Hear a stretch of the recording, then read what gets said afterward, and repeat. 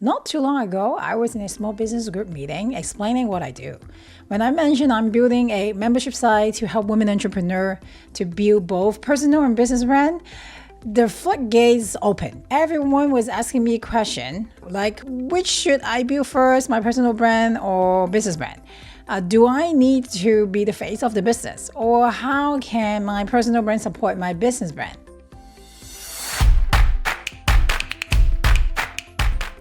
So today, I'm going to tackle the first big question. Which brand should you build first, personal or business brand? Well, the answer really is not one size fits all. It really depends on your goal and where you are in your business journey. So whether you are a small service-based business or a established business looking to grow its visibility, or a startup with no product or services yet, or a serial entrepreneur with multiple ventures, or a business that you want to build to sell it, or running a nonprofit or a cost-driven business. By the end of this episode, you'll have the clarity you need to make the right decision for your unique situation. First, let's break down the differences between personal and business branding. There are different ways to build each, so it's important to understand these differences so that you can make the best decision for yourself. First, a personal brand is about you, right? Your name is the brand, your face is the identity, and what you offer comes usually from your experience and your skills. Since it's based on you, so your values, your stories, personality become part of your brand. So what are the benefits of building personal brand? Well, it is easier to build trust because people tend to connect with other people more naturally than connecting with a business or a logo, right? You can also create closer relationship with your audience, which can be powerful for entrepreneurs. Third is developing the brand identity is often simpler when starting out. So you mainly just need to show your face and your headshot, and probably that is enough to be a brand identity. But there are some downsides, of course.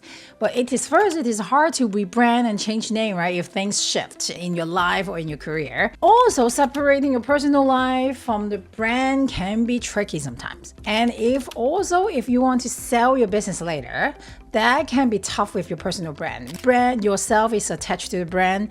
So that means when you sell it, it's very likely the person who wants the company or person who wants to sell your brand wants you to go with the brand. So that means you probably cannot be completely detached from your brand. Now let's talk about business brand, right? It is all about the company, right? The brand is the company's name, right? The identity comes from the things that like logo and visuals. And the promise is really about your product and services or delivers and not about one person. Then what are the benefits of business brand, right? You have more flexibility to pick any names, right? It can be difficult, but you can still relatively easier to change your business name. You can also stay anonymous if that works for you, right? If you want to stay behind the scene, you don't want to show your face, it's totally okay to do that. And you can also sell your business without being personally tied to it. So that means relatively easy to sell your business. But there are challenges in building business brand also. So first is building trust can take longer because people don't naturally connect with a thing or company, right? Compared to connecting with a person. And that also means, right, it's harder to build close relationship with your audience. And of course, the last thing is building brand identity can be more complex and takes more planning and resources because when you build a business brand, you need to build our logo, you need to build our brand strategy, you also need to build a lot of visual because doesn't exist a company, visually. So you have to create all this identity to represent the company. So it takes more resources. Now that we understand the differences between personal and business brand, let's figure out which one to build first. The answer depends on your specific situation. Whether you're just starting out or you already have an established business or you plan to launch multiple ventures, or your branding focus will look different. So choosing the wrong approach could slow down your progress, but choosing the right one will really set you up for long-term success. To make this easier, I'm going to walk you through the 6 common scenarios that entrepreneurs often face. We'll cover number 1, the small service-based businesses where expertise is the main asset, right? Also, number 2 is established product-based business wanting to grow visibility. The third one will be startups without a product or services yet. The fourth one will be serial entrepreneurs you're thinking managing multiple ventures. The fifth one will be businesses that build with an exit strategy in mind. So the main goal is to sell. And then the last one, the sixth one, will be non-profit or cause-driven organization. Each of these situations need a different branding approach, but I'll help you design which one to focus on first. To make it easier for you, I've put together a cheat sheet for those 6 business types and which brand to build first. And so make sure to find the link in the description down below. Let's start with those of you running a small service-based business. If you're offering a service like coaching, consulting, or freelancing, this applies to you. In a service business, you often are the main asset. Right? Clients choose to work with you based on your expertise. And without a clear personal brand, it is really hard for them to understand what sets you apart. And if they don't know or trust you, that means they're unlikely to hire you. In this case, building personal brand first is essential. Why? Because people buy from those they trust. And in service-based business, your brand is what creates that trust. By sharing your knowledge, experience, and values through your personal brand, you help potential clients connect with you and view you as an authority.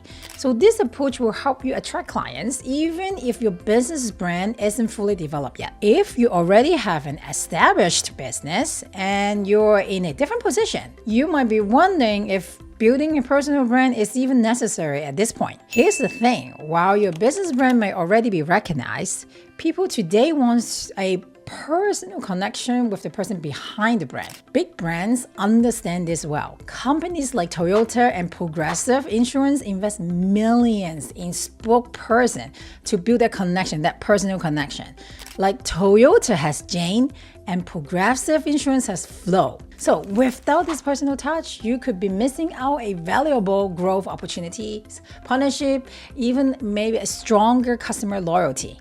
It's fantastic for your business that has the momentum, but imagine how much faster it could grow with a personal brand in the mix. If this sounds like your situation, it's time to build your personal brand alongside with your business brand. Rising your visibility as the founder, enhance your business trust and credibility. People love to know the person behind the product they support. And by sharing your story, values, and vision, you will deepen that connection with your customer, which can drive faster growth for your business. Hey!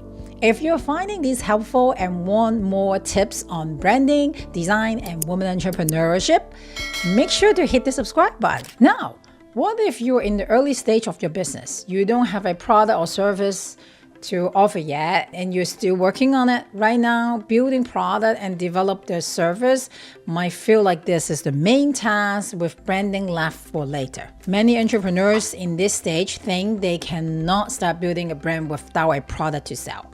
But if you wait until launch, you're missing a big opportunity. The earlier you start building trust and credibility, the better positioned you'll be when your product or service is ready. So what can you focus on now? Focus on your personal brand. By sharing your knowledge, values, expertise, you're building a following even before you have something to sell. And with nothing to sell, you can actually fully focus on providing values and building genuine connections. This is the most essential part of brand building. So the deeper the connection you build now, the stronger your brand equity becomes. And when your product and service is finally ready, you'll have an audience who knows and trusts you and ready to buy from you. Isn't it great? Now, let's talk about those of you who are serial entrepreneurs or plan to run multiple businesses.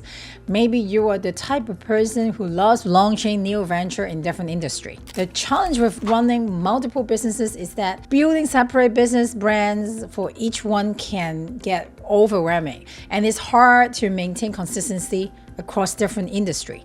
So not to mention, with every new business you start, right, you have to go through the same process of building a brand from scratch.